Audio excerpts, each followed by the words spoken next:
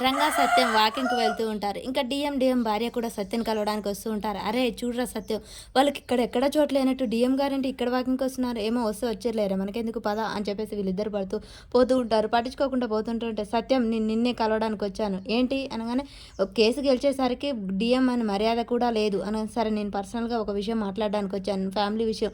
వీడు నా ప్రాణ స్నేహితుడు. వీడున్నా పర్వాలేదు. ఒక్కసారి కేసు గెలిచేసరికి తల నెత్తికెక్కినట్టుంది. మీరు పోయి నువ్వు కాడికొచ్చింది ఎవరు చూడమ్మా, చాలా మర్యాదగా మాట్లాడు. మీ ఆయనకు చాలా ఇవ్వాల్సిన మర్యాద ఇచ్చాను. తనని నిలుపుకోలేదు. సరే సరే ఇప్పుడు ఆ విషయం గురించి ఎందుకు, నేను చెప్పాల్సిన విషయం గురించి చెప్పు. నీ కొడుకు చాలా హద్దులు దాటి నా కూతురుతో తిరుగుతున్నాడు. నీ కొడుకుని అద్దులో ఉంచుకోమని చెప్పు. నా కూతురు ఆస్తి కోసం ఆశపడి నీ కొడుకుని నా కోసం ఎరగా వేసావని నాకు తెలుసు. చూడమ్మా చాలా అపర్యాదగా మాట్లాడుతున్నావు.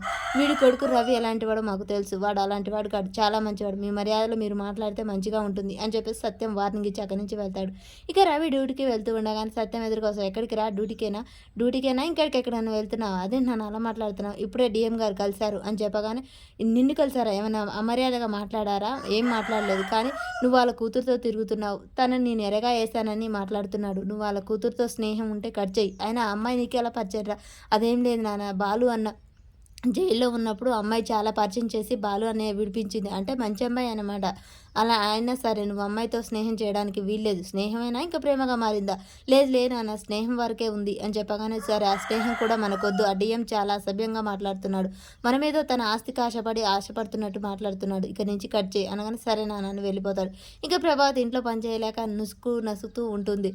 ఇదేంటి గిన్నెలు చప్పుడు చేస్తుంది ఇది అని చెప్పగానే, ప్రభావతి అనుకుంటూ లోనికి వస్తాడు.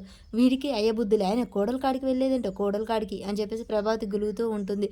ఇక ఏంటి ఇంట్లో పనులు నువ్వు చేస్తున్నావా? ఇంట్లో ఉన్న చెలికత్తెలందరూ బయటికి వెళ్ళారు. అందుకే చేస్తున్నాను. ఇంట్లో ఎంతమంది ఉన్నారు ఈ ప్యాలెస్‌లో? నేనే కదా చేయాల్సింది. సరేలే కోడలు రోహిణి లేదా? ఇక రోహిణి మీద పడతారు అందరూ. తనకేం చేతనవుతుంది ఈ పని? సరేలే నీ ముద్దుల కొడుకు అక్కడికి వెళ్ళాడట. ఫోన్ చేసి రమ్మనండి. అవసరం లేదు నేనే వచ్చాను అని బాలు నిలబడి చూడగానే ప్రభావతి నోరు సైలెంట్ ఉంటుంది. ఇంతలోపే రోహిణి వాళ్ళ అమ్మ, బాబు అలా రోడ్డు మీదకి వస్తూ ఉంటారు.